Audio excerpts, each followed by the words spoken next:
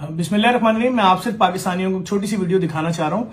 आपको मुबारकबाद दूंगा। देखिए, आपने बाइकआउट किया, आप ही हीरो हैं, आप ही सब कुछ है, हम कुछ नहीं है। हमने तो सिर्फ आपके मसले की तरफ तवज्जो कराई थी कि हम तो अफोर्ड कर सकते थे, लेकिन हर पाकिस्तानी क्यों नहीं कर सकता।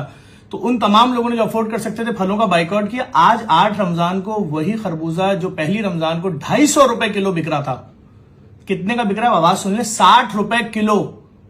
वही केला जो आप 400 रुपए लेने पे मजबूर थे, आज वही केला 90 और 80 रुपए में मिल रहा है।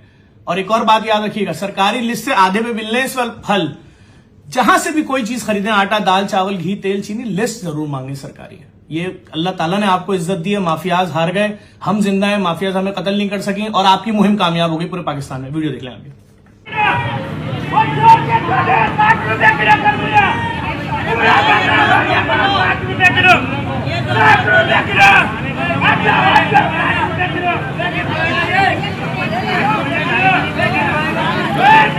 भाई ये जो 60 रुपए किलो